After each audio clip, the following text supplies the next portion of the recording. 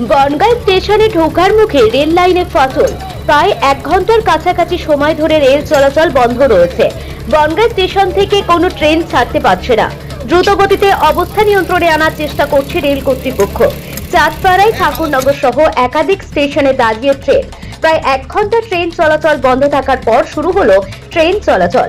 তবে ট্রেন চলাচল স্বাভাবিক হতে সময় লাগবে। দেখলাম কি লাইনের পয়েন্টটা পুরো পুরো ফেটে পুরো দু টুকরো হয়ে গেছে।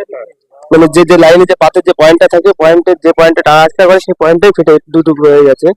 ঠিক আছে, যে কারণে ট্রেন মানে ঢুকছিল সেই মুহূর্তে রেলের কিছু যারা কাজ করে তো তারা দেখে ট্রেনটাকে দাঁড় করিয়ে দিয়েছে।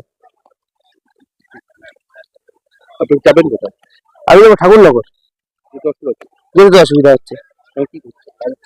এখন কাজ হচ্ছে, কাজ প্রায় শেষ হয়ে গেছে, শেষের দিকে একদম। আমার নাম সুজিত বিশ্বাস।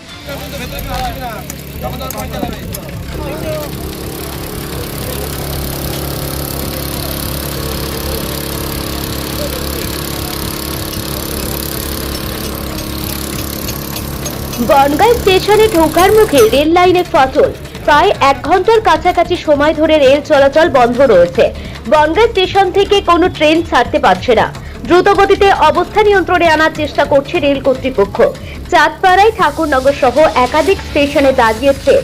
প্রায় 1 ঘন্টা ট্রেন চলাচল বন্ধ থাকার পর শুরু হলো ট্রেন চলাচল।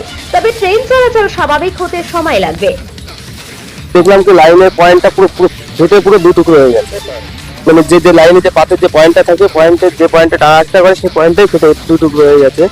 ঠিক আছে, যে কারণে ট্রেন মানে ঢুকছিল সেই মুহূর্তে রেলের কিছু যারা কাজ করে তো তারা দেখে ট্রেনটাকে দাঁড় করিয়ে দিয়েছে।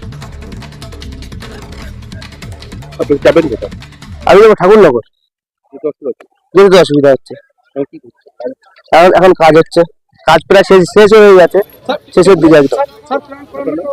আমার নাম সুজিত বিশ্বাস।